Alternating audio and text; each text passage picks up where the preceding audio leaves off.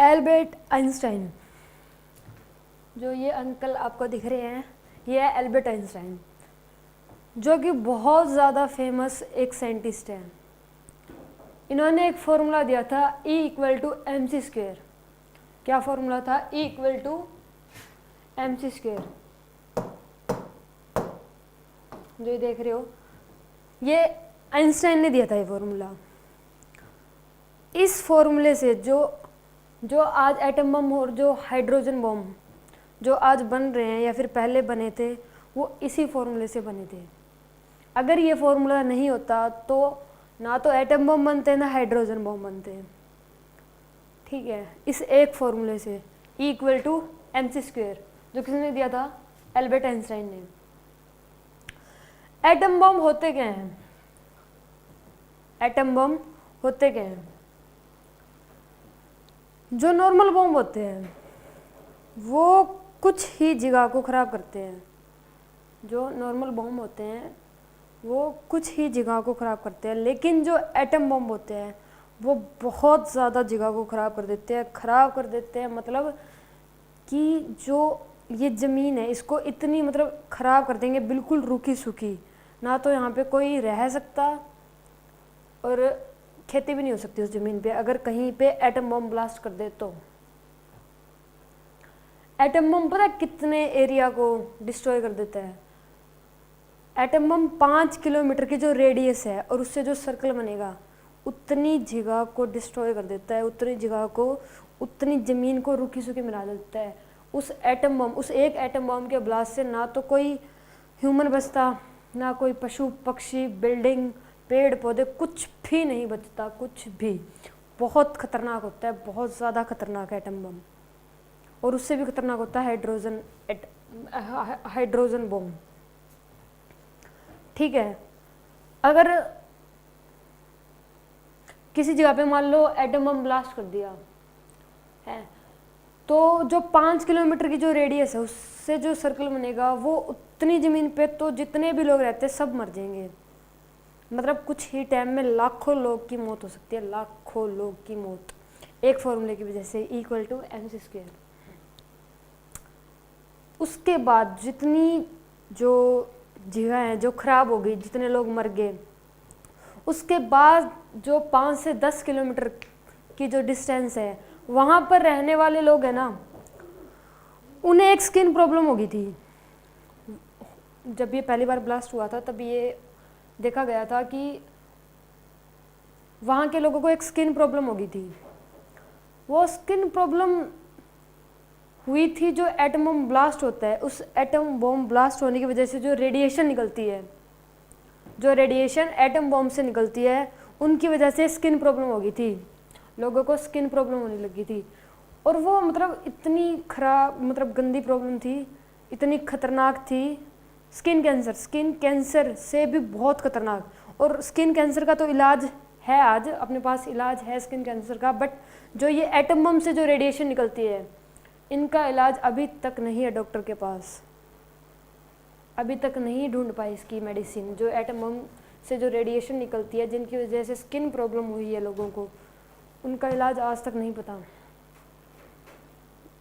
इनकी कोई दुआ नहीं है, दवा नहीं है।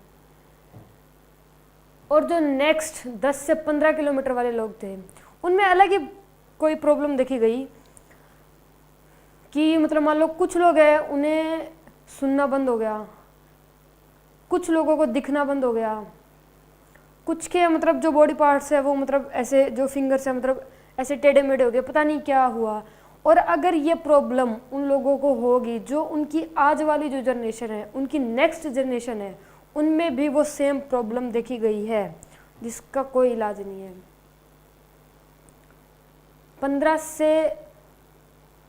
15 के बाद वाले लोग सेफ हैं, लेकिन ये इतनी प्रॉब्लम ये कम नहीं है। तो अब अंदाज़ा लगा सकते हो कि एटम बम बहुत खतरनाक है, बहुत ज़्यादा। एक कुछ ही पलों में ये लाखों लोगों को तो मार सकता है और बहुत लोगों के स्किन में प्रॉब्लम हो सकती है, कुछ की पूरी जनरेशन ही ख़राब हो सकती है। तो एटम बम बहुत खतरनाक चीज़ है। और ये बना किससे था? बस एक फॉर्मूले से, इक्वल टू mc²। जब एटम बम अमेरिका ने बनाया था सबसे पहले एटम बम अमेरिका ने बनाया था। जब इसका फर्स्ट ट्रायल हुआ,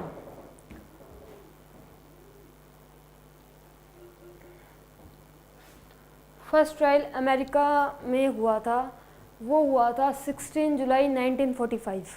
16 जुलाई 1945 को इसका फर्स्ट ट्रायल हुआ था। जब इसका फर्स्ट ट्रायल हुआ तो जैसे ही एटम बम ब्लास्ट हुआ तो जो साइंटिस्ट थे, जो बनाने वाले थे, वो शॉक हो गए, मतलब हैरान हो गए बहुत ज़्यादा उस एटम बम के ब्लास्ट को देखकर।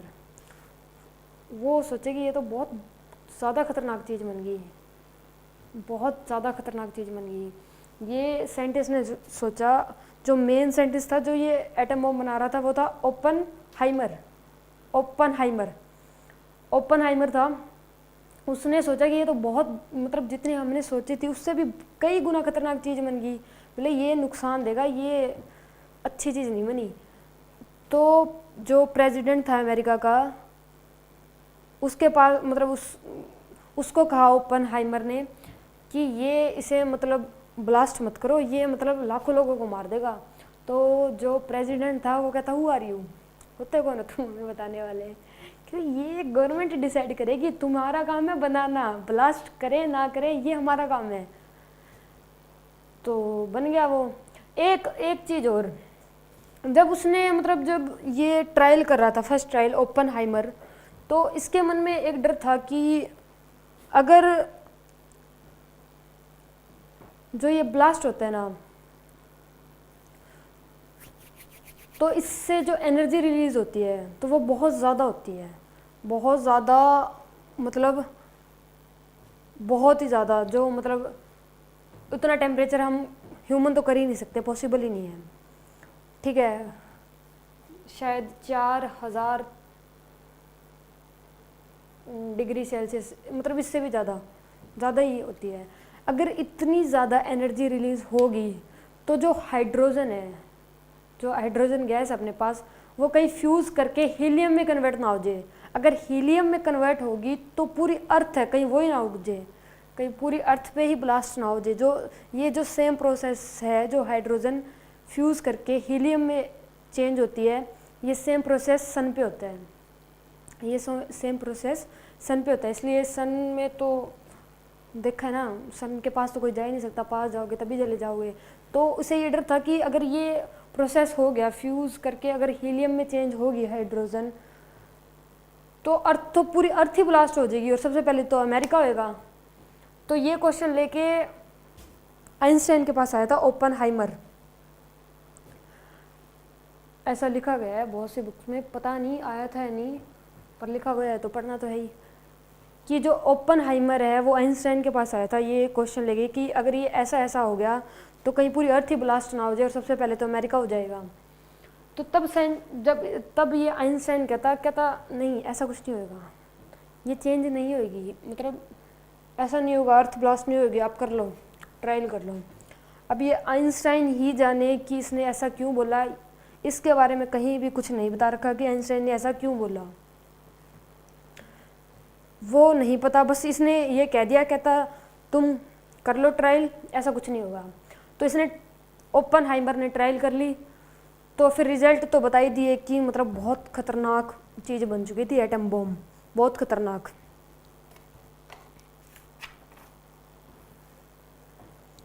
बहुत खतरनाक चीज़ बन चुकी थी। ठीक है, तो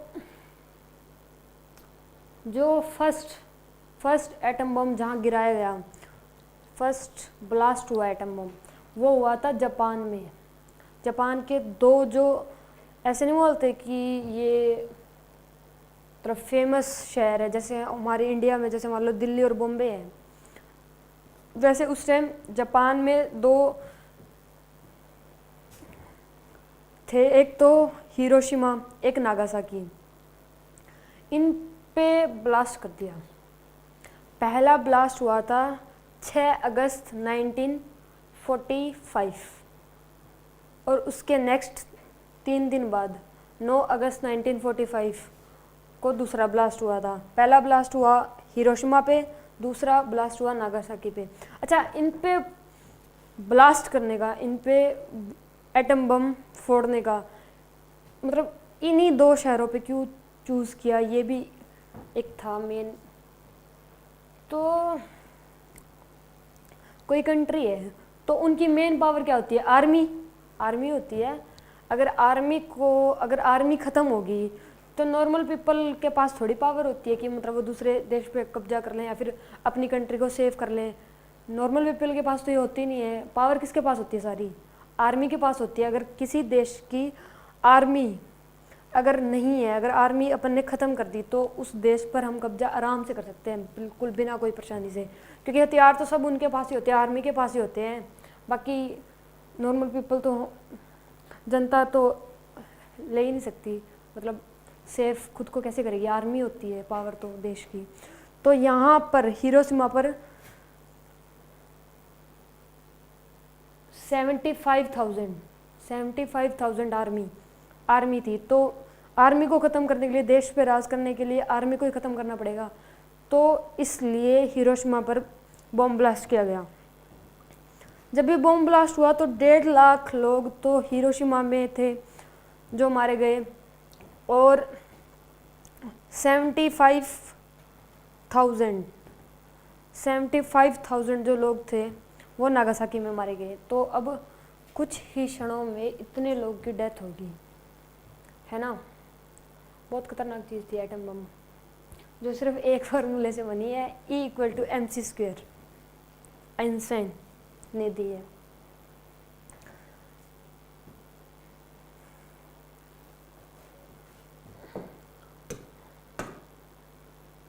Hiroshima and Nagasaki before 6 August 1945। Bomb गिरने से पहले, बॉम्ब ब्लास्ट होने से पहले की ये कुछ फुटेज है। ये ब्लैक एंड वाइट में, क्योंकि उस टाइम कलरफुल कैमरे तो होते ही नहीं थे। तो ये देखो, उस टाइम भी बिल्डिंग से अंदाज़ा लगा सकते हो कि मतलब उस टाइम बिल्डिंग बनाना भी बहुत बड़ी बात होती थी। तो ये बहुत रिचेस्ट मान लो चाहे जापान का, ठीक है। ये फोटोज़ है कुछ,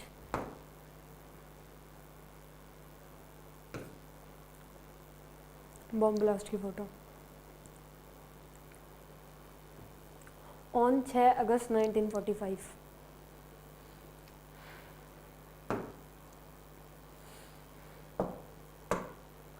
ये देखो, ये ऐसे बॉम्ब ब्लास्ट होता है, और जो ये एरिया ना, ये डिस्ट्रॉय करता है। ये सारा जो ये सर्कल सा दिख रहा है ना, ये सिर्फ फोटो में ही छोटा दिख रहा है, वैसे बहुत बड़ा है, बहुत ज़्यादा। ये जो है ना, ये वाली ज़मीन, इस पर अब कुछ भी नहीं बचेगा। ये बॉम्ब ब्लास्ट होने के बाद कुछ भी नहीं बचेगा, और ये इतना एरिया तो बिल्कुल साफ, कुछ भी नहीं। देखो ऐसी ज़मीन होगी थी। ये देखो, आफ्टर 6 अगस्त 1945 बॉम्ब ब्लास्ट होने के बाद ये इससे ऐसे नहीं लग रहा, कूड़ा कचरे लग रहा है। कितना मतलब शहर वो देखो, बिल्कुल मतलब ये घास फूस ही बच जाते हैं फिर अगर एक बार बॉम्ब ब्लास्ट हो गया तो। देखो, कूड़ादान ही नहीं लग रहा, बिल्कुल ही कचरे घास फूस ही लग रहे हैं। और ये मतलब बहुत दूर की बिल्डिंग है।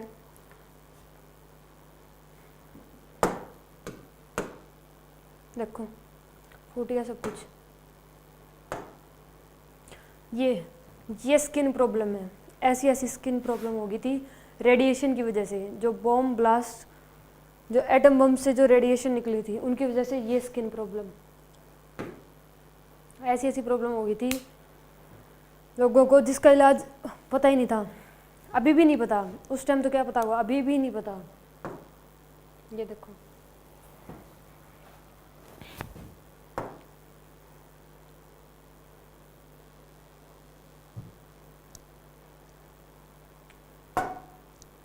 ये देखो ऐसे फिंगर। तो बहुत खतरनाक था एटम बम तो।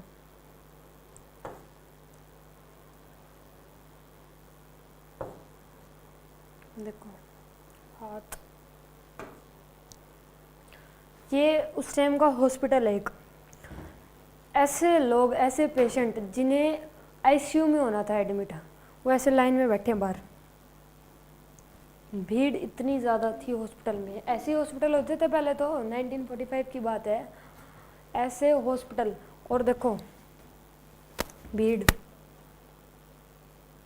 नंबर ही नहीं आ रहा था एक बॉम्ब ब्लास्ट की वजह से, एटम बम, एक एटम बॉम्ब की वजह से। आइंस्टाइन देखो रो रहे हैं, अभी अंकल रो रहे हैं। पता है किसी फिलोसफर ने लिखा था अपनी बुक में शायद, हाँ, एक फिलोसफर, ऐसा कहा जाता है कि एक फिलोसफर ने लिखा था कि आइंस्टाइन ऐसे रोया था जैसे एक बच्चा रोता है। जैसे मान लो एक बच्चा है, उसके पास एक खिलौना है, उसके पास एक खिलौना है जो मतलब उसका फेवरेट है, बिल्कुल फेवरेट। खाते पीते सोते टाइम मतलब वो उस खिलौने को अपने पास ही रखते हैं, इतना फेवरेट है, बिल्कुल बहुत पसंद करता है उस खिलौने को। और उसी खिलौने को उसी बच्चे के सामने बुरी तरह से तोड़ दे, हाथों से पैरों से बुरी तरह से तोड़ दे, तो बच्चा कैसा रोएगा, कैसे रोएगा वो बच्चा। उस बच्चे की तरह ही आइंस्टाइन रोया था, क्योंकि आइंस्टाइन ये नहीं चाहता था कि मेरे फॉर्मूले का यूज़ करके एटम बम बनाए, इतने लोगों को, लाखों की संख्या में लोगों की डेथ हो। ये आइंस्टाइन ये नहीं चाहता था, गलत यूज़ किया गया था इसके फॉर्मूले का। अब ये सोच रहा था कि मेरी वजह से कितने लोगों की डेथ होगी, मुझे तो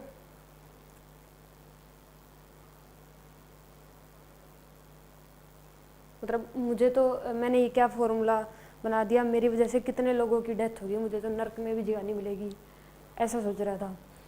Einstein crying after seeing result of atom bomb blast.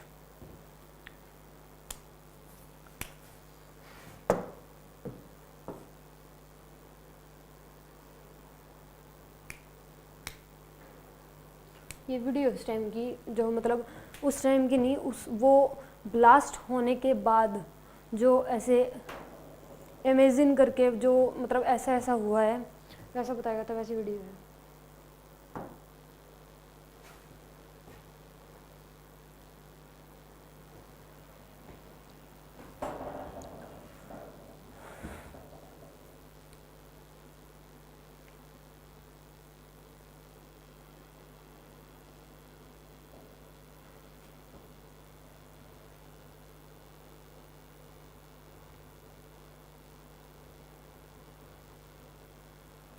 ये लोग मतलब अपने अपने काम कर रहे हैं।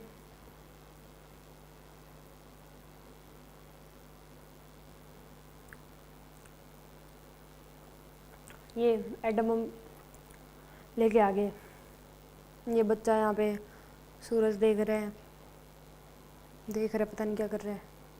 ये यहाँ पे अंकल बात कर रहे हैं।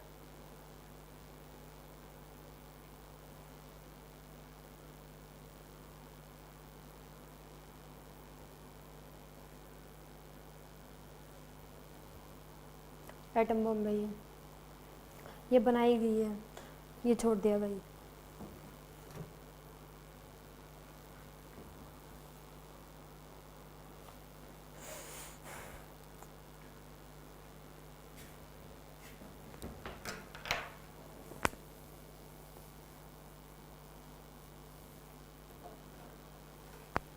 देखो छोड़ दिया, यहाँ पे लोग है ये काम कर रहे हैं अपना अपना।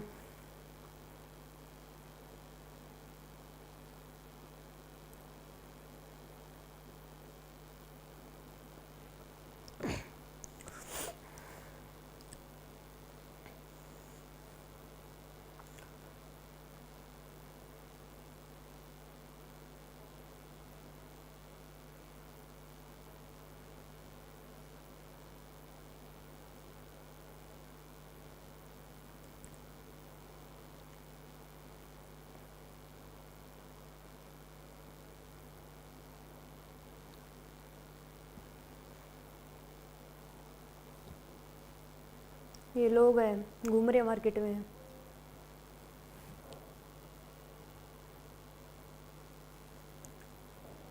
न्यूज़ पढ़ रहे हैं, खाना बना रहे हैं।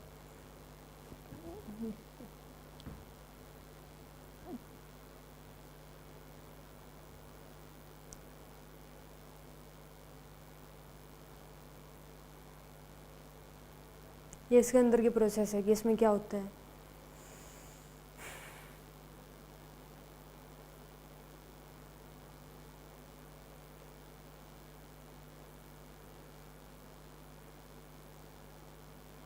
बस ये ब्लास्ट होने वाला है।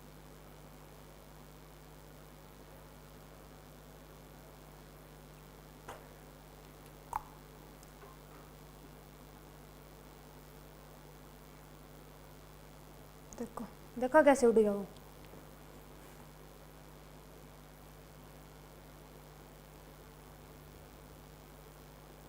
जो ये लोग थे ये भी शॉक हो गए थे क्योंकि इन्होंने बहुत दूर से देखा, तो इतना मतलब किस तरीके से बस सब ये लकड़ियाँ लुकड़ियाँ बस ये देखो इतनी जगह को कुछ ही सेकंड में।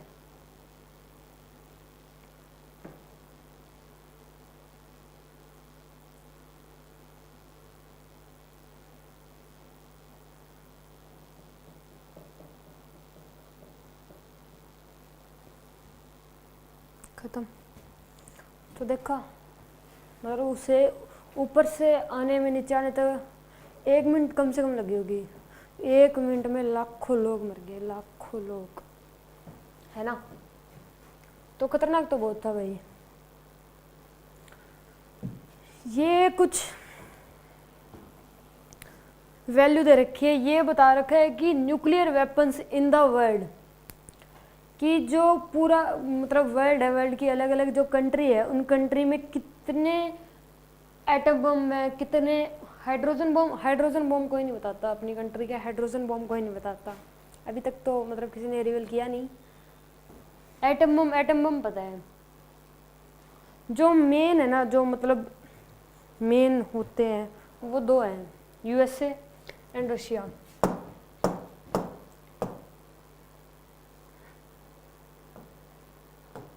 USA and Russia, USA and Russia, ठीक है।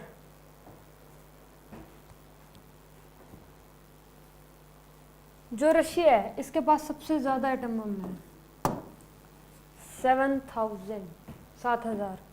इसके पास 6,800, 6,800।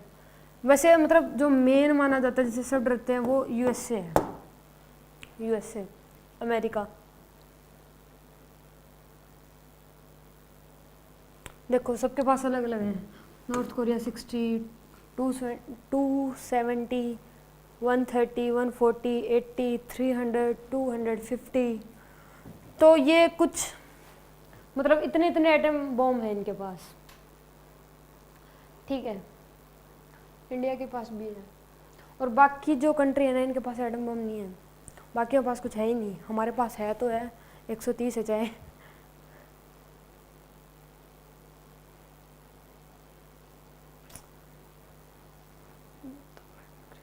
और ठीक है, तो ये इन्फॉर्मेशन थी थोड़ी कि किसके पास कितने एटम बम है, न्यूक्लियर वेपन्स भी कहते हैं जिन्हें।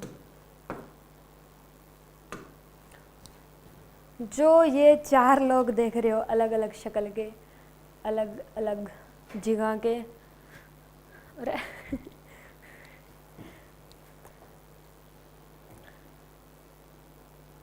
प्रेसिडेंट है ये, ठीक है। अलग अलग कंट्री के यहाँ पे 4 प्रेसिडेंट दिख रहे हैं अपन को। President of America, prime minister of India, president of Russia, king of north Korea, सबसे खतरनाक बंदा। बताऊँ मेरे को, जो ये दोनों देश हैं, जो ये दोनों कंट्री है, यहाँ पे है डेमोक्रेसी, लोकतंत्र, डेमोक्रेसी। यहाँ पे अगर कुछ सोचना होगा, बॉम्ब ब्लास्ट करने के लिए भी, एटम बॉम्ब ब्लास्ट करने के लिए सोचना होगा, तो ये पहले एक मीटिंग बिठाएंगे, एक मीटिंग रखेंगे, फिर इनकी टीम है वो सोचेगी, फिर कहीं जाके बॉम्ब ब्लास्ट होएगा। ऐसा इन दोनों में है। ऐसा इन दोनों में है, ठीक है। लेकिन जो एक ये है रशिया और नॉर्थ कोरिया, यहाँ पे डेमोक्रेसी नहीं है, यहाँ पे मोनोक्रेसी है। यहाँ पे क्या है? मोनोक्रेसी। इन दोनों कंट्री में मोनोक्रेसी है। यहाँ पे सिर्फ एक बंदे की चलती है। रशिया में इस अंकल की चलती है, और कोरिया में, नॉर्थ कोरिया में इनकी चलती है। टेडी बियर से है जो ये, मतलब टेडी बियर तो अच्छा होता है, ये खतरनाक है बहुत ज़्यादा। इससे अमेरिका भी डरता है, इतना खतरनाक है ये।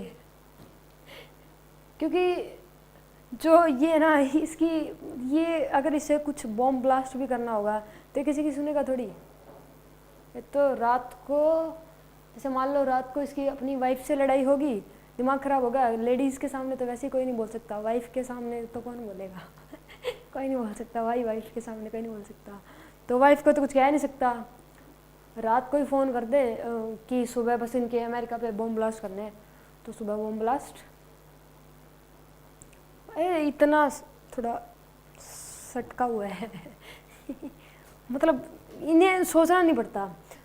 वैसे तो यहाँ पे डेमोक्रेसी मानी जाती है, यहाँ पे इलेक्शन होते हैं, सब होता है, बट प्रेसिडेंट एक ही बंदा बनेगा, प्रेसिडेंट ये ही रहेगा, इसमें कुछ नहीं होगा। जैसे इंडिया में होता है, यहाँ पे हम अपने हिसाब से प्राइम मिनिस्टर को चूज़ कर सकते हैं, बट यहाँ पे कुछ ऐसा नहीं है। यहाँ पे एक ही बंदा प्रेसिडेंट रहेगा, ठीक है। और इन दोनों कंट्री में यहाँ पे तो मतलब बॉम्ब ब्लास्ट तो बहुत दूर की बात है, एटम बॉम्ब ब्लास्ट करना तो बहुत दूर की बात है। अगर कुछ छोटी मोटी भी मतलब कुछ काम करना है तो भी मीटिंग तो रखते ही हैं, है ना। मीटिंग तो रखते हैं जहाँ पे डेमोक्रेसी होता है, डेमोक्रेसी होती है।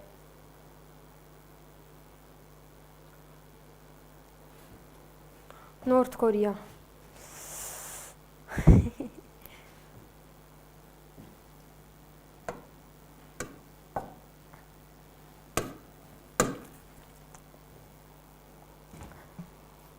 एक क्वेश्चन आता है मन में कि जो ये एटम बम बनाए हैं और जो ये हाइड्रोजन बम है, क्या ये बनाने चाहिए थे? अब जैसे मतलब वो उस टाइम के जब मतलब जो लोग थे तो वो तो मतलब इसके खिलाफ थे कि इतने लोगों की डेथ होगी, इतने लोग मर रहे हैं इस एक बॉम्ब की वजह से, तो क्यों बनाने चाहिए?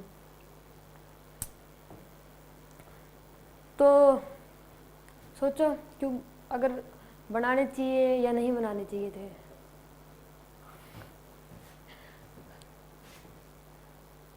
बनाने चाहिए थे बनाने।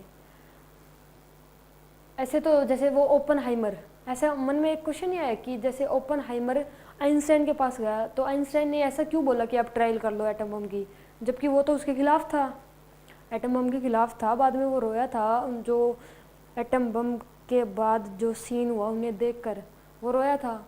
तो फिर उसने ओपनहाइमर को ये बताना ही नहीं चाहिए था, है ना। फिर उसने ये क्यों कहा कि कर लो ट्रायल, सेफ है। तो बनाने ज़रूरी भी थे।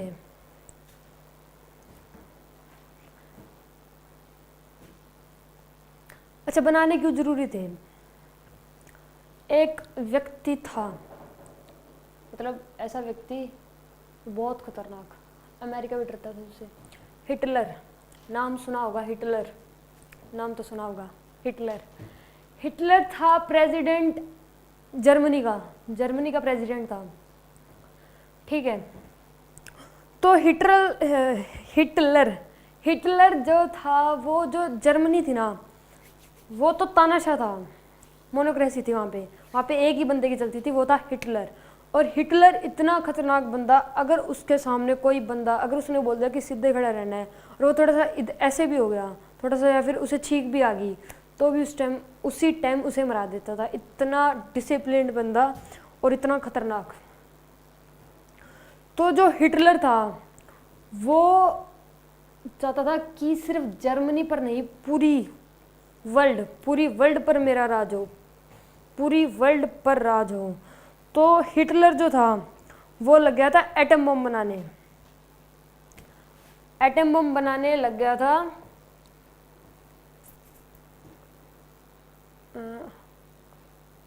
किसकी मदद से, साइंटिस्ट का नाम क्या था, क्या नाम था,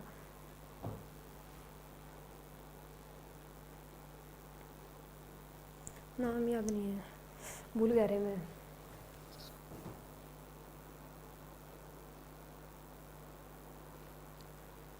हाइजेनबर्ग, हाइजेनबर्ग, हाइजेनबर्ग, हाइजेनबर्ग एक साइंटिस्ट था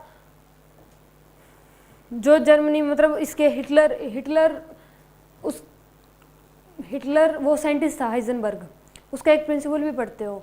तो हिटलर ने उससे कहा कि एटम बम बनाना है, तो वो लग गया एटम बम बनाने। अमेरिका को ये बात पता चल गई, अमेरिका ने सोचा कि अगर हिटलर ने एटम बम बना दिया तो इसने तो पहले ही जीना आराम रखा है, अगर इसने एटम बम बना दिया तो ये तो पूरी वर्ल्ड को ही नहीं जीने देगा। इवन नेक्स्ट जनरेशन, जो आने वाली पीढ़ी है, वो भी ये सोचेगी हम कहाँ पैदा हो गए। अगर हिटलर ने एटम बम बना लिया तो वो पूरी वर्ल्ड पे कब्जा कर लेगा, और डिसिप्लिन तो वो इतना ज़्यादा। तो ये बात सोच ली भाई उसने। एक जापान, जापान भी चाहता था कि वो भी मोनोक्रेसी करे, जापान भी चाहता था कि उसका जो राज है वो पूरे वर्ल्ड पे हो।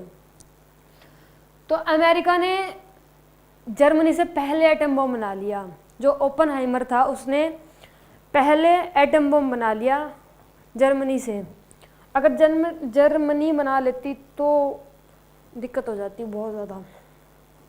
अमेरिका ने पहले बना लिया, ठीक है। तो अमेरिका ने समझाया, फिर हिटलर तो मान गया था, हिटलर तो हार गया था, उसने तो पहले घुटने टेक लिए थे, मान गया था वो। जापान नहीं माना, ठीक है, जापान नहीं माना। तो अमेरिका ने जापान को कहा कि हमने एटम बम बना लिया, तुम टिक जाओ, टिक जाओ, अच्छा रहेगा तुम्हारे लिए, हम पहले वार्निंग दे रहे हैं, धमकी दे रहे हैं, चेतावनी दे रहे हैं, तुम टिक जाओ, हमने एटम बम बना लिया। और अगर अब कुछ ऐसा सोचा कि पूरे वर्ल्ड पे राज करेंगे तो एटम बम ब्लास्ट हो जाएगा। तो जापान कहाँ मानने वाला था, नहीं मानना भाई, वो उसे भी पूरे वर्ल्ड पे राज करना था। तो अमेरिकन सोचा, कहते ये ऐसे मानेंगे नहीं, बम ब्लास्ट करो, एटम बम छोड़ दो। छोड़ दिया था, पहला छोड़ा था जो 6 अगस्त अभी बताया, 6 अगस्त 1945 छोड़ दिया। तो अमेरिका सोचा कि ठीक है अब तो टिक जाएगा, अब तो टिक जाएगा एटम बम छूट गया, मतलब एटम बम फट गया, अब तो लाखों लोग मर गए, अब तो मान ही जाएगा। तो जापान का कोई रिप्लाई आया ही नहीं। पहला जो बम ब्लास्ट हुआ था, जापान शांत था। तो अमेरिका को तो और ज़्यादा टेंशन होगी कि अगर ये मतलब ना तो ये हार मान रहा, ना ये मतलब और लड़ाई कर रहा, ये शांत कैसे है। जब अमेरिका मतलब डर गया कि कहीं ये और कुछ बड़ा ना कर दे, कहीं इसने भी तो एटम बम नहीं बना रखा। इसने दूसरा ब्लास्ट कर दिया 9 अगस्त को, 3 दिन बाद दूसरा ब्लास्ट कर दिया। तो फिर जापान टिक गया, फिर वो हार मान लिया कि हमें नहीं करना, ठीक है हम सुधर जाते हैं, नहीं करना, लड़ाई वड़ाई नहीं करनी, हार मान गया था जापान। तो एटम बम बनाना इसलिए ज़रूरी था क्योंकि अगर ये दोनों, अगर पूरी वर्ल्ड पे अगर इन्होंने राज कर लिया होता तो फिर वर्ल्ड तो ख़राब ही हो जाती ना पूरी, है ना। तो ठीक था, बनाना भी ठीक था, मतलब बनाना तो चाहिए था, ठीक है।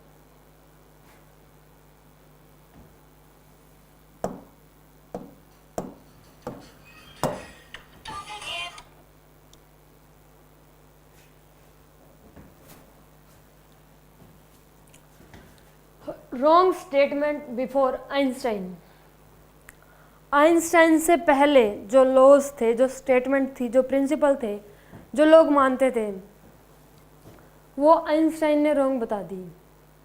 मतलब आइंस्टाइन से पहले जो लोग कई सालों से मानते आ रहे थे, जो प्रिंसिपल्स थे, जो लॉज थे, वो गलत थी, ऐसा आइंस्टाइन ने बोला। स्टेटमेंट क्या थी, लोग क्या मानते आ रहे थे कि mass and energy were supposed to be 2 different entities, कि जो मास है वो एक अलग है और एनर्जी है अलग है, मतलब ये दोनों अलग ही फॉर्म है, मतलब अलग ही है एक दूसरे, इनका कोई आपस में कोई रिलेशन नहीं है, कि मतलब ये अलग अलग है, मास और एनर्जी इसमें कोई रिलेशन नहीं है। ये लोग पहले मान रहे थे।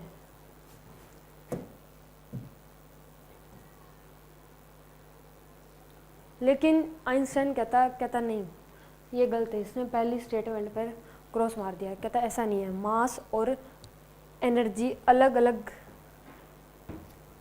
है पर इनके बीच में रिलेशन है। ऐसा नहीं है कि इनके बीच में कोई रिलेशन नहीं है, ये ऐसा आइंस्टाइन ने बोला। सेकेंड क्या थी, the total mass of the universe and also the total energy of the universe were considered to be separately constant, कि जो टोटल मास है पूरे यूनिवर्स का और जो टोटल एनर्जी है पूरी यूनिवर्स की, टोटल मास तो अलग कांस्टेंट है, ठीक है, और टोटल एनर्जी है वो अलग कांस्टेंट मानी गई है। ऐसा नहीं है, न्यूटन बोला ऐसा भी नहीं है, ये भी गलत कर दी उसने। थर्ड क्या दी, it means that the energy conservation and mass conservation were suppose to be two independent laws, कि जो एनर्जी कंजर्वेशन है और मास कंजर्वेशन है ये दोनों अलग अलग है, ये एक दूसरे पर डिपेंड नहीं करते या फिर कोई रिलेशन नहीं बनाते। थर्ड स्टेटमेंट ये थी। तो न्यूटन ने तो पहले इन तीनों बातों पर काटा मारा। कहता ऐसा नहीं है, तुम लोग जो सोचते आ रहे हो ऐसा नहीं है, तुम लोग गलत सोचते आ रहे हो, जो भी ये तुम पढ़ रहे हो ना ये गलती पढ़ रहे हो। उसने नई स्टेटमेंट बनाई।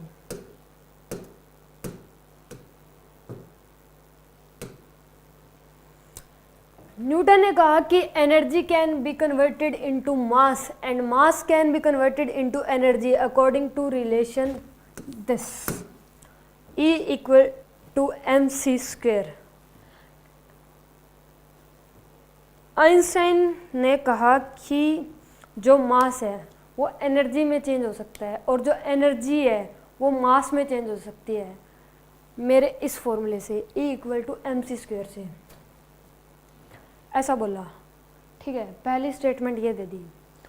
दूसरा क्या कहता है टोटल एनर्जी प्लस मास है, टोटल एनर्जी प्लस मास है पूरे यूनिवर्स का, वो कंजर्व्ड होता है, ना कि मास अलग कंजर्व्ड होता है एनर्जी अलग कंजर्व्ड होती है। ऐसा नहीं होता, इन दोनों का टोटल करेंगे तो कंजर्व्ड है, तो कंजर्व्ड है, ऐसा न्यूटन ने बोला।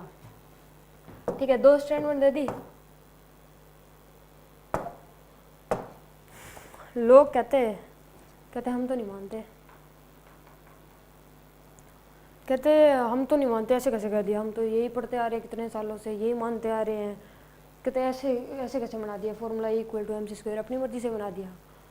तो आइंस्टाइन कहता मैं प्रूफ कर सकता हूँ, कहता मैं प्रूफ कर सकता हूँ।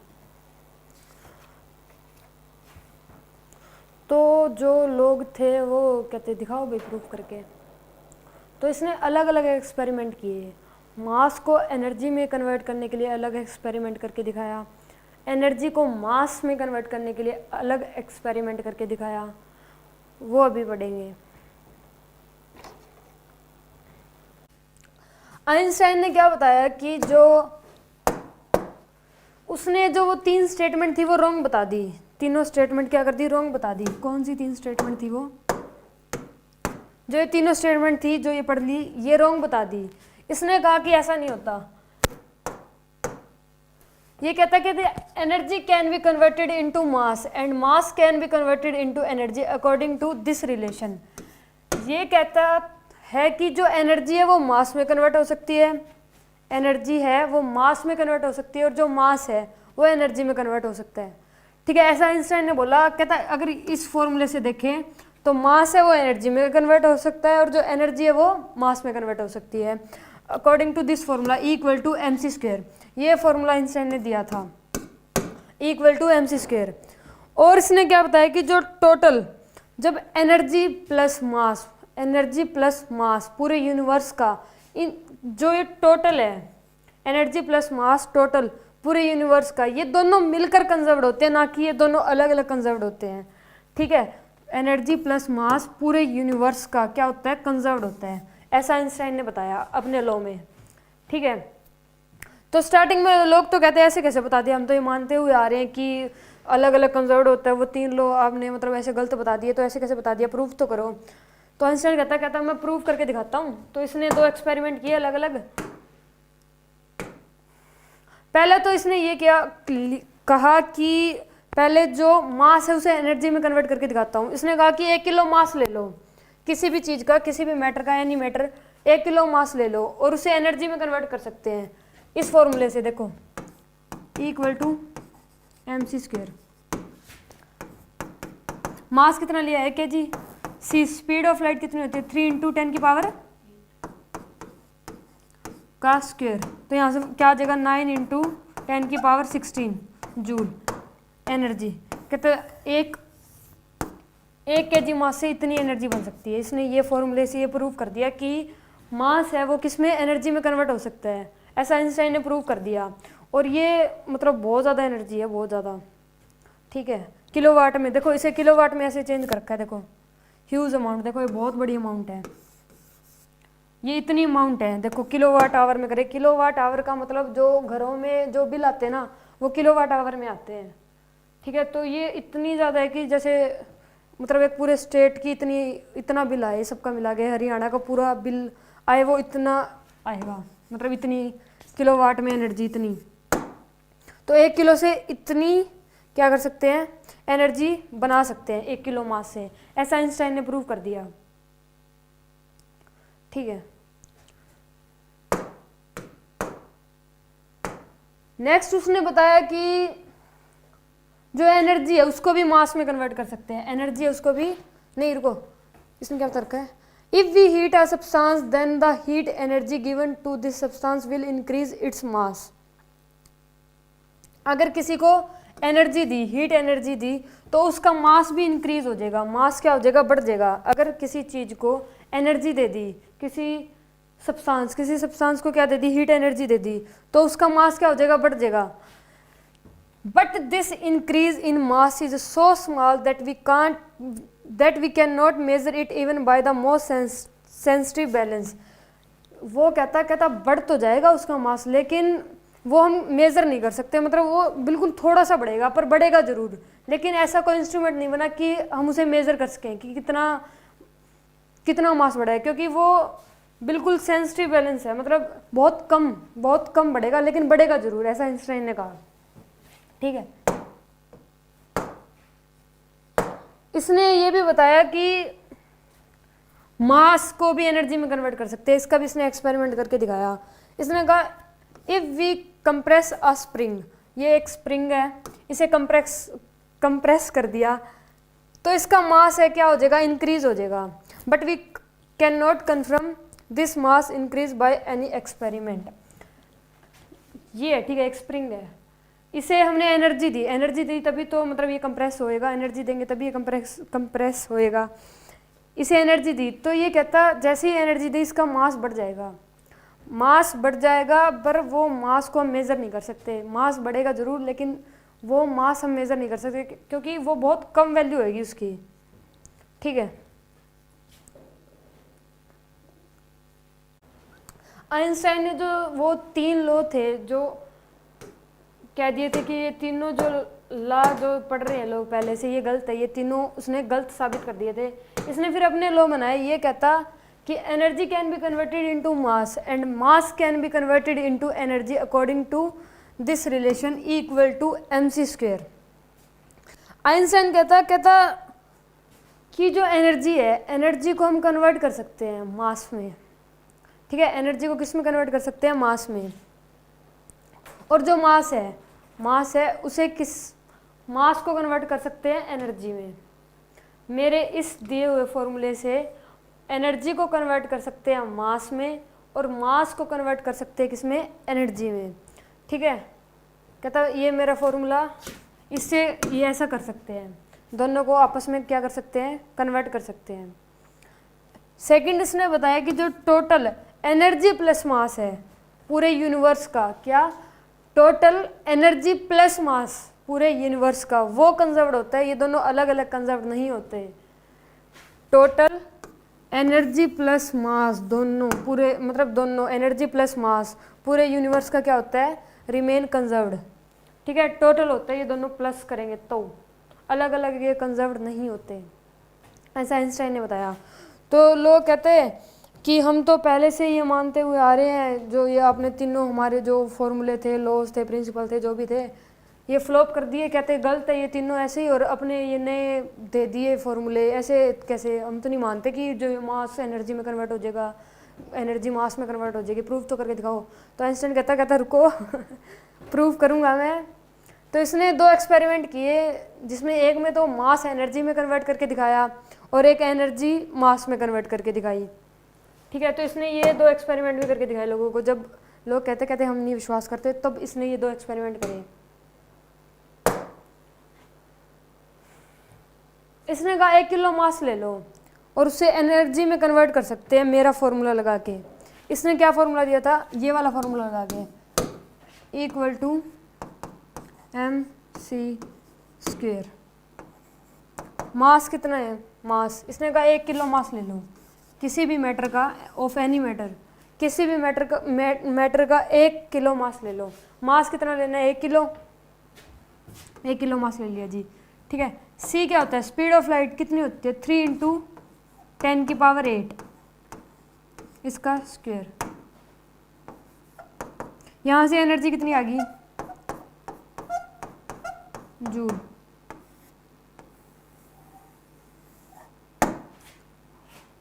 ये आ गई। 1 kg मास के बदले 1 kg मास के बदले इतनी एनर्जी मिल सकती है। अगर मेरे फॉर्मूले से देखी जाए तो 1 kg मास के बदले कितनी इतनी एनर्जी मिल सकती है, 9 × 10⁻16 जूल। ठीक है, और मतलब इसे किलोवाट में चेंज करें, किलोवाट मतलब ये यूनिटी होती है, ये जो घरों में बिल आता है ना वो किलोवाट में आता है, किलोवाट आवर। ठीक है, तो इसे किलोवाट आवर में कन्वर्ट करेंगे तो ये बहुत बड़ी वैल्यू बन जाती है, बहुत बड़ी, मतलब पूरे घरों, मतलब बहुत सारे घरों का मिला के भी इतना बिल नहीं आता, ये बहुत बड़ी वैल्यू बन जाती है। This is a huge amount of energy. देखो ये बहुत बड़ी अमाउंट है एनर्जी की। तो इसने ये तो प्रूव कर दिया कि मास को कैसे एनर्जी में कन्वर्ट कर सकते हैं। ठीक है, ये इसने बता दिया। अब आगे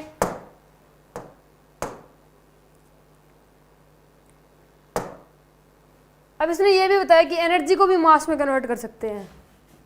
देखो, if we heat a substance, अगर किसी सब्सटेंस को हम हीट करें मतलब एनर्जी दें, then the heat energy given to this substance will increase its mass.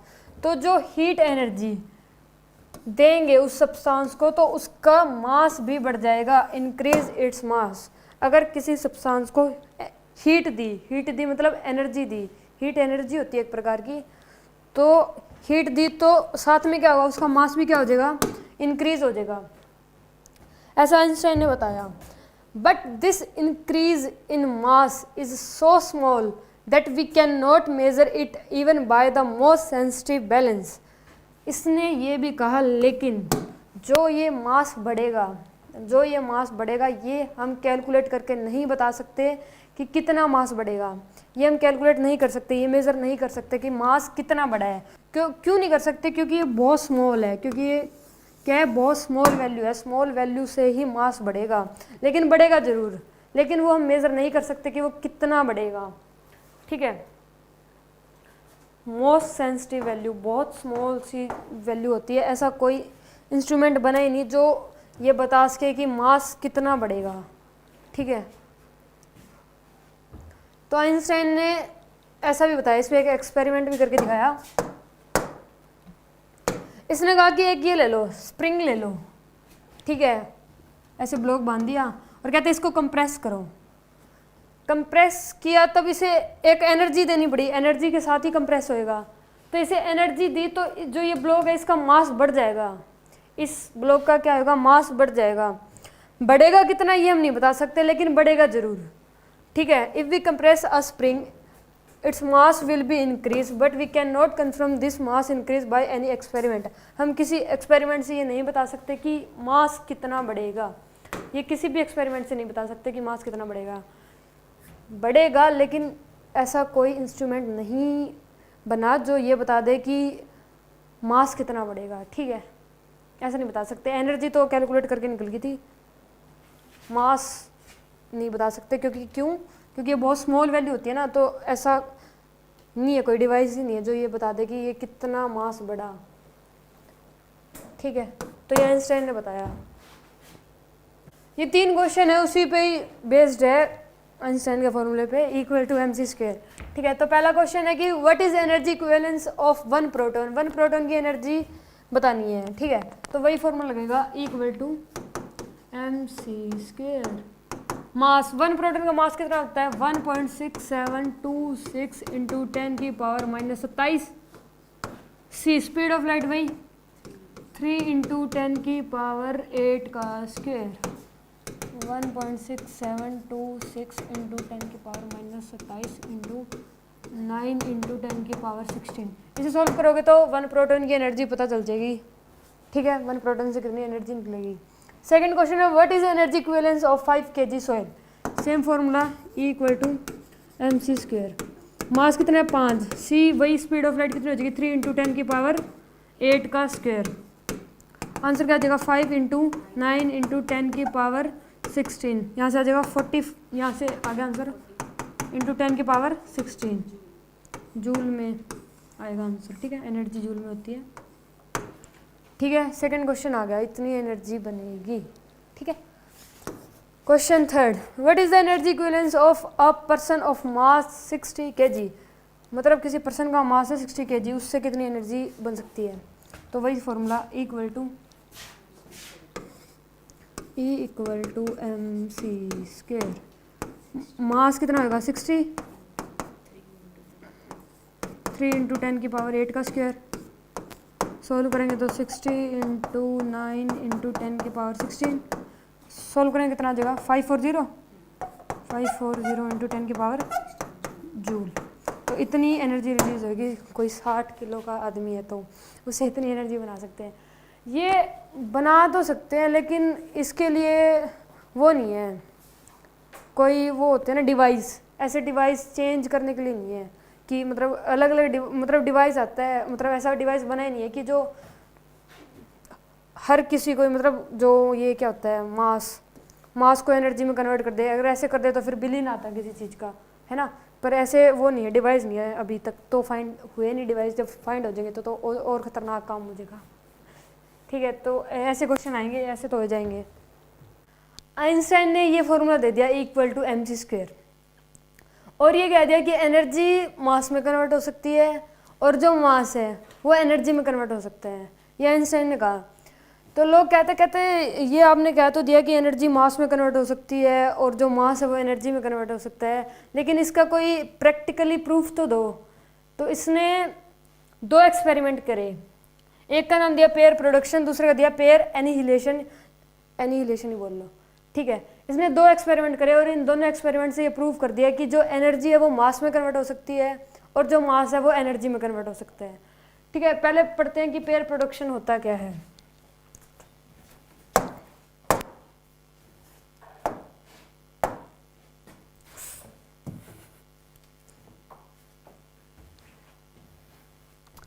Pair production,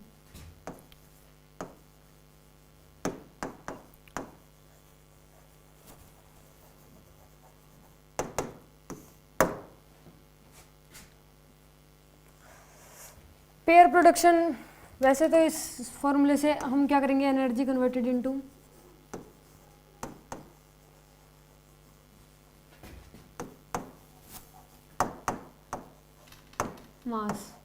मास में क्या करेंगे, कन्वर्ट करेंगे, ठीक है। आइंस्टाइन ने कहा, कहते एक हैवी न्यूक्लियस ले लो, एक हैवी न्यूक्लियस ले लो, एक हैवी न्यूक्लियस ले लिया,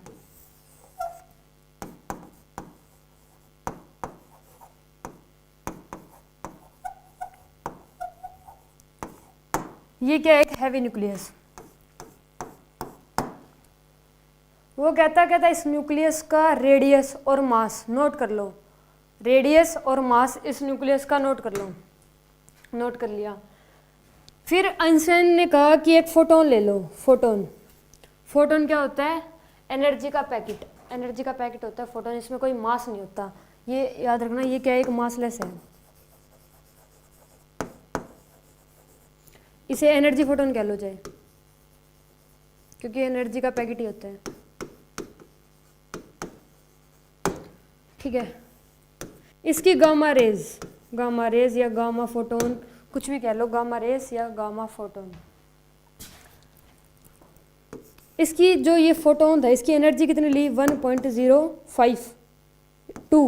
1.02 MeV। आइंस्टाइन ने कहा एक इतनी एनर्जी का एक फोटोन है, इसे न्यूक्लियस पर डालो। जैसे ये फोटोन न्यूक्लियस पर डाला, तब पहले तो ये लगा कि ये जो फोटोन है ये इसके अंदर ही चला गया, इसके ऊपर डालते ही क्या लगा कि इसके अंदर ही चला गया। लेकिन जस्ट बाद इसमें से दो पार्टिकल निकले, एक निकला प्लस बीटा 0, एक निकला माइनस बीटा 0। इस पर था माइनस सी का चार्ज, इस पर था प्लस सी का चार्ज। ये अलग दो पार्टिकल निकले, इन दोनों पार्टिकल को आइंस्टाइन ने नाम दे दिया अलग अलग। इसे कहा पॉजिट्रॉन और इसे क्या कहा, इलेक्ट्रॉन। ये न्यूक्लियस वाला इलेक्ट्रॉन नहीं है जो घूमता रहता है, वो ये नहीं है, ये अलग नाम लिए थे आइंस्टाइन ने, साइंटिस्ट। इसने एक बात और भी कही कि अगर ये फोटोन ले रहे हो ना, तो इसकी एनर्जी या तो इतनी दो 1.02 MeV की, या फिर इससे ज़्यादा दे सकते हो। कम दोगे तो ये पार्टिकल बनेंगे ही नहीं, कम दोगे तो ये पार्टिकल नहीं बनेंगे। या तो इतनी एनर्जी दो 1.02 MeV की, या इससे ज़्यादा। कम दी तो बनेंगे ही नहीं, अगर ज़्यादा दे दी तो ये इतनी एनर्जी है 1.02 की एनर्जी, तो ये दो पार्टिकल बनाने में लग जाएगी। ठीक है, दो पार्टिकल बन जाएंगे इतनी एनर्जी से, तो 1.02 MeV की एनर्जी से दो पार्टिकल बन गए। बाकी जो एक्स्ट्रा एनर्जी बचेगी वो इन दोनों पार्टिकल्स की काइनेटिक एनर्जी में कन्वर्ट हो जाएगी। ठीक है, इन दोनों की काइनेटिक एनर्जी में कन्वर्ट हो जाएगी एक्स्ट्रा एनर्जी। अब जैसे मान लो हमने 2 MeV की एनर्जी दे दी इस फोटोन को। ठीक है, कितने की दे दी, 2 MeV की। तो 1.02 MeV तो दो पार्टिकल्स बनाने में लगी। ठीक है, 1.02 MeV की एनर्जी दो पार्टिकल्स बनाने में लगी। अब बाकी बची कितनी, 0.98 बची। तो 0.98 इन दोनों पार्टिकल्स की काइनेटिक एनर्जी में कन्वर्ट हो जाएगी। समझ गए? ठीक है, तो आइंस्टाइन कहता देखो कर दिया मैंने तो प्रूफ, इसमें कोई मास नहीं था और दो ये पार्टिकल निकले, इनमें मास है, इनमें मास भी आया। इस एक का मास कितना था, 9.1 × 10 की पावर -31 kg, और दूसरे का भी मास सेम था, 9.1 × 10 की पावर -31 kg। ये क्या था, मासलेस। इन दोनों में क्या आ गया, मास। कहता एनर्जी से मैंने मास बना दिया। तो लोगों ने तो स्टार्टिंग में तो विश्वास ही नहीं किया, कहते कि हमें क्या पता इस न्यूक्लियस में से ये दोनों पार्टिकल निकले हों। लोग कहते इस न्यूक्लियस का भी तो रोल होगा कुछ, कि इस न्यूक्लियस में से दोनों पार्टिकल निकले हो।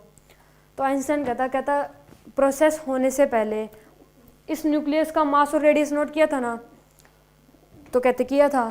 तो अब दोबारा से करके देख लो, प्रोसेस होने के बाद दोबारा इसका मास और रेडियस देखो।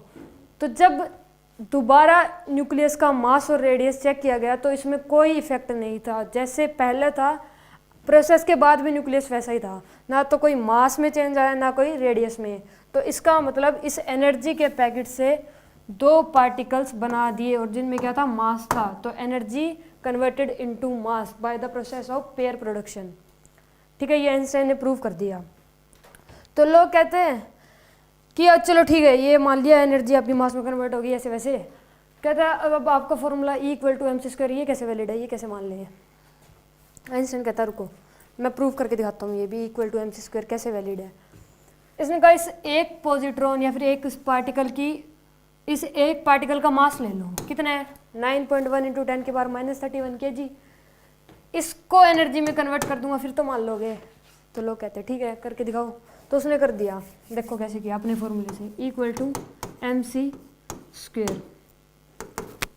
एक पॉजिट्रॉन का मास लिया 9.1 × 10 की power -31 × speed of light, done. 81 × joule, ये जूल में आ गया। अब इसे ईवी में कन्वर्ट करते हैं।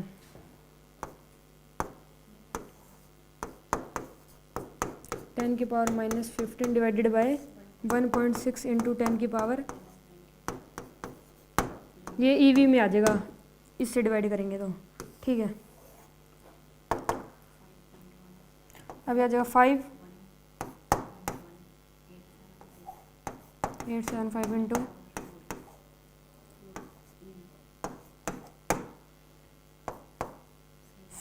4, MEV में करना है ना अब, तो 51.1875 इंटू 10 की पावर -2। हाँ तो अभी कितना बन जाएगा 51.17। अब आइंस्टाइन कहते इस -2 को खत्म करो, -2 को खत्म करते हैं।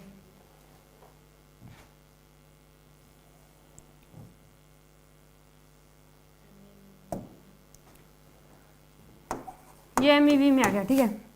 -2 को खत्म किया तो 1.511875 जू किस में आएगा, MEV में, MEV राउंड ऑफ इसको इतना लिख सकते हैं 1.51। एक पार्टिकल या फिर एक पॉजिट्रॉन के मास के बदले इतनी एनर्जी बना दी, उसके फॉर्मूले से बना दी इतनी एनर्जी, तो दो पार्टिकल से कितनी हो जाएगी टोटल, 2 से कितनी हो जाएगी 1.02। तो इनके मास से बदले से सेम वही एनर्जी बना दी उसके फॉर्मूले से, आइंस्टाइन ने बना दी इक्वल टू mc² से। तो इतनी एनर्जी, तो आइंस्टाइन कहता है इतनी एनर्जी मिनिमम देनी पड़ेगी अगर 2 पार्टिकल्स निकालने हैं, तो 2 पार्टिकल्स बनाने हैं, तो एनर्जी से मास बनाना है, तो इतनी फोटोन को इतनी एनर्जी तो देनी ही पड़ेगी, और ये प्रूव हो जाता है मेरे फॉर्मूले से। अब लोग मान गए कि ठीक है इक्वल टू mc², ठीक है फॉर्मूला। इसने कन्वर्ट कर दिया क्या कि एनर्जी मास में कन्वर्ट हो सकती है, ठीक है।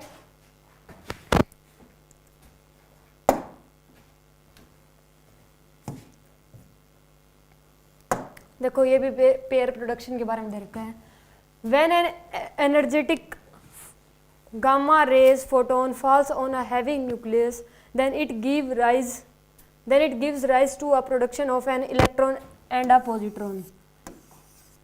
जब किसी एनर्जी के साथ एक गामा रे का फोटोन एक हैवी न्यूक्लियस पर जब डालेंगे तो उससे 2 पार्टिकल बनेंगे, एक इलेक्ट्रॉन दूसरा पॉजिट्रॉन, ठीक है। इलेक्ट्रॉन बनेगा और क्या बनेगा पॉजिट्रॉन। देखो ये भी दे रखा है कि ये गामा फोटोन, गामा रेज या गामा फोटोन कुछ भी बोल लो, जब एक न्यूक्लियस पर डाला तो 2 पार्टिकल्स निकल गए, पॉजिट्रॉन एंड इलेक्ट्रॉन, 2 पार्टिकल्स निकल गए। गामा फोटोन से क्या बन गया, एक इलेक्ट्रॉन और एक पॉजिट्रॉन। डन, पेयर प्रोडक्शन समझ आ गया होगा, ठीक है। ये भी देख लो 1 MeV का मतलब क्या होता है। Rest mass energy for an electron and a positron is 0.51 MeV। Rest mass energy का मतलब होता है जैसे मान लो उसकी काइनेटिक एनर्जी एक बार हटा दो तो एक इलेक्ट्रॉन और एक पॉजिट्रॉन की एनर्जी कितनी आएगी 0.51 MeV। ये अभी प्रूव किया था, इक्वल टू mc² के फॉर्मूले से प्रूव कर दिया था ये, ठीक है। 1 MeV में कितनी एनर्जी होती है 1.6 इंटू 10 की पावर -30 जूल। ये देखो ये भी प्रूव हो जाएगा। 1 EV में कितनी एनर्जी होती है 1.6 इंटू जूल। 1 MeV में कितना 10 की पावर, EV की जगह ये पुट करते हैं,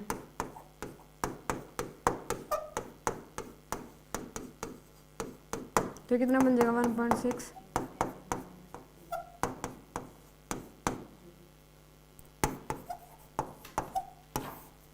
ये हो गया प्रूफ, ठीक है। तो 1 MeV में कितनी एनर्जी होती है 1.6 इंटू 10 की पावर -30 जूल, ठीक है। For pair production energy of a gamma photon must be at least 1.02 MeV। अगर कोई गामा का फोटोन है और उससे एनर्जी बनानी है तो कम से कम इतनी एनर्जी तो देनी ही पड़ेगी। इतनी एनर्जी दोगे तभी, या तो इतनी या इससे ज़्यादा, तभी क्या पार्टिकल्स बन पाएंगे, तभी एनर्जी मास में कन्वर्ट होएगी, अदरवाइज नहीं होएगी। तो ये मस्ट है। देन पेयर प्रोडक्शन समझ आ गया होगा। Pair production, energy converted into मास। पेयर एनिहिलेशन, आइंस्टाइन ने ये तो प्रूव कर दिया था कि जो एनर्जी है वो मास में कन्वर्ट हो सकती है। अब इस प्रोसेस से उसने ये भी प्रूव कर दिया था कि जो मास है वो एनर्जी में भी कन्वर्ट हो सकता है। इससे क्या होएगा प्रूफ? मास कन्वर्टेड इनटू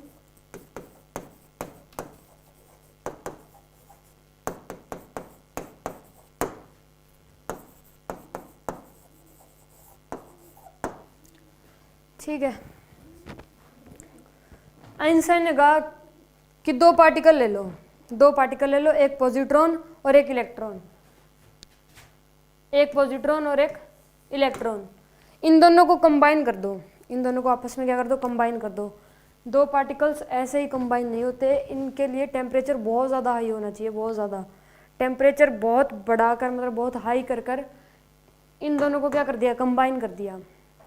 ठीक है, कंबाइन करते ही जैसे ये कंबाइन हुए तो कंबाइन होते तो ऐसे लगा कि जैसे यहाँ पे कुछ है ही नहीं, ये पार्टिकल खत्म ही हो गए बिल्कुल। लेकिन तभी तुरंत बाद दो गामा के फोटॉन्स निकले, इसमें तो मास था, इन दोनों पार्टिकल्स में क्या था? मास था। मास पढ़ा था मैंने, इन दोनों पार्टिकल्स में कितना मास होता है? 9.1 × 10⁻³ kg। इन दोनों में मास था, लेकिन फोटोन में, गामा के फोटोन में मास नहीं होता। ये क्या होता है? एक एनर्जी होती है सिर्फ। गामा फोटोन क्या होता है? एनर्जी सिर्फ। तो दो पार्टिकल से दो गामा के फोटोन निकल गए, मास कन्वर्टेड इनटू एनर्जी। इस प्रोसेस से इसने ये भी प्रूव कर दिया कि जो मास है वो एनर्जी में भी कन्वर्ट हो सकता है। एक इलेक्ट्रॉन और एक पॉजिट्रॉन को जब ऐड किया तो यहाँ से दो गामा के फोटोन मिल गए। ये इनके पास मास था और ये क्या थे? मासलेस। ठीक है, मतलब मास कन्वर्टेड इनटू एनर्जी। ये एनर्जी ही होती है, फोटोन को क्या कहते हैं? एनर्जी का पैकेट ही कहते हैं। तो मास किस में कन्वर्ट हो गया? एनर्जी में। ठीक है, when an electron and a positron come very close to each other, जब एक पॉजिट्रॉन और एक इलेक्ट्रॉन एक दूसरे के बहुत पास ले आए, मतलब कंबाइन ही कर दे तो annihilated each other by combining together, then two gamma photons are produced. This process is called pair annihilation. ठीक है, combining ठीक है। तो ये पेयर एनिहिलेशन, ये इसके बारे में यही समझा रखा है कि एक इलेक्ट्रॉन और एक पॉजिट्रॉन जब मिल जाएंगे बहुत हाई टेम्परेचर पर, तब उससे दो गामा के फोटोन निकलेंगे जो कि एनर्जी के पैकेट होंगे। तो mass converted into energy by the process of pair annihilation. ये आइंस्टाइन ने प्रैक्टिकली प्रूव कर दिया था। इनकी एनर्जी कितनी निकलेगी? एक की कितनी निकलेगी? 0.51 MeV, और इसकी भी 0.51 MeV। मास से किस में कन्वर्ट हो गए? एनर्जी में। ठीक है, पेयर एनिहिलेशन भी समझ आ गया होगा।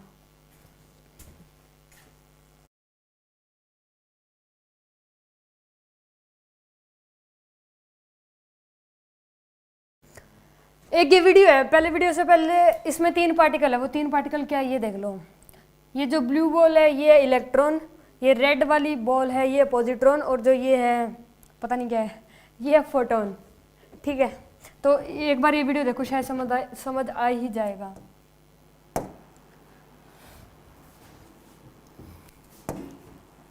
चल गई, देखो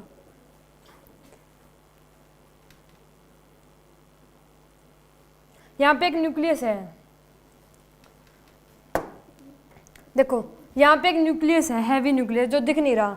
एक फोटोन आया, फोटोन डालते ही 2 पार्टिकल बन गए। एक क्या बन गया? पॉजिट्रॉन, और एक क्या बन गया? इलेक्ट्रॉन। यहाँ पर क्या हुआ? पेयर प्रोडक्शन हुआ। एक गामा के फोटोन से यहाँ पे एक न्यूक्लियस था, जैसे ही न्यूक्लियस पर डाला इसमें से दो पार्टिकल निकल गए, एक पॉजिट्रॉन और एक इलेक्ट्रॉन। ठीक है, यहाँ पर क्या हुआ, पेयर प्रोडक्शन। अब यहाँ पे पहले से क्या था, एक इलेक्ट्रॉन था और ये क्या है, पॉजिट्रॉन। जैसे ही कहाँ गया,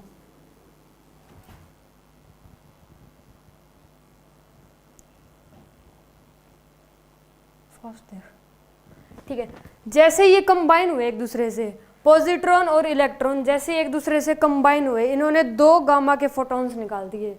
तो यहाँ पे क्या हुआ, पेयर एनिहिलेशन। वीडियो देख लो एक बार और समझ आ जाएगी।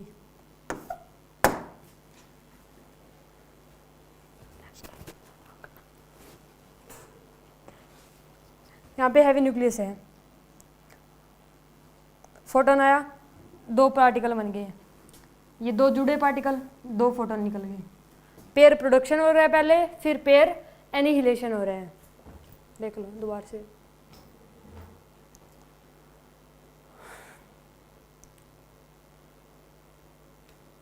कितनी बड़ी है,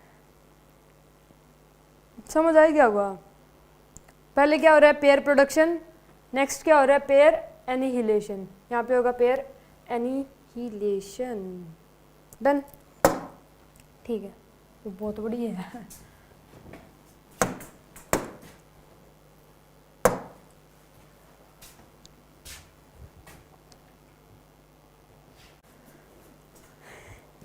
ये 3 क्वेश्चन है। पहला क्वेश्चन क्या है कि an electron positron pair is produced by the physical process of a gamma rays photon of 2.26 MeV mega Electra volt. How much average kinetic energy is imparted to each of the charged particle। इसमें इसने क्या कहा है कि एक electron और एक positron है, वो प्रोड्यूस हुए हैं, मतलब एक इलेक्ट्रॉन बना है और एक पॉजिट्रॉन बना है। जब एक गामा रेज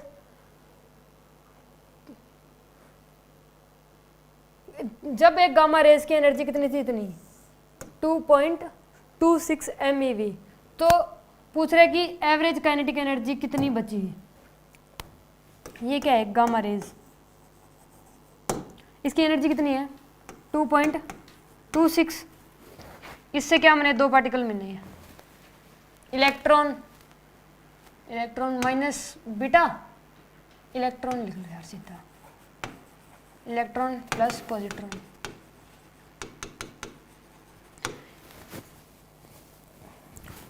इतनी एनर्जी थी, ठीक है, 2.26 की एनर्जी थी इसके पास। दो पार्टिकल्स बनाने में कितनी एनर्जी लगती है, 1.02, माइनस कर देंगे 1.02, एक्स्ट्रा काइनेटिक एनर्जी आ गई 1.24। क्या आ जाएगी, एक्स्ट्रा काइनेटिक एनर्जी। ये काइनेटिक एनर्जी आ गई, तो इनकी काइनेटिक एनर्जी दोनों की मिला के कितनी हो जाएगी 1.24। ये दोनों पार्टिकल्स क्या है, ये 1.24, तो ईच की कितनी हो जाएगी 1.61, 0.61, 0.62 हो जाएगी, 24 आ जाएगी ना। तो इसकी कितनी हो जाएगी 0.62 और इसकी भी 0.62। काइनेटिक एनर्जी आ गई दोनों पार्टिकल की, ठीक है। Second question, N electron and it's anti particle. Anti particle का मतलब क्या होता है, यहाँ पे एंटी पार्टिकल का मतलब पॉजिट्रॉन ही है। अगर पॉजिट्रॉन का एंटी पार्टिकल पूछता तो इलेक्ट्रॉन होता, इलेक्ट्रॉन का पूछ रखा है तो वो पॉजिट्रॉन है, ठीक है। And after collision how much energy will be obtained, इसमें एनर्जी बतानी है। ये तो प्रूफ किया था, तो एनर्जी कितनी बनती है 1.02। ईच की कितनी हो जाएगी 0.51 ईच की। ये दोनों पार्टिकल की मिला के होती है, ईच की कितनी हो जाएगी 0.51, ठीक है। MeV में आती है। डन, समझ गए सेकंड क्वेश्चन भी। Question number 3, a positron having kinetic energy 1 MeV collides head on with an electron having kinetic energy this, and they are united to produce 2 gamma photon. Find energy of each photon। each photon की बतानी है। एक positron की energy कितनी होती है 0.51, इसमें 1 megavolt भी है, काइनेटिक एनर्जी एक्स्ट्रा होगी, तो आंसर आएगा सिंपली ईच का 1.51 MeV ईच की है ये। डन। तो 3 क्वेश्चन हो गए, सिंपल से क्वेश्चन थे, हो जाएंगे वैसे भी।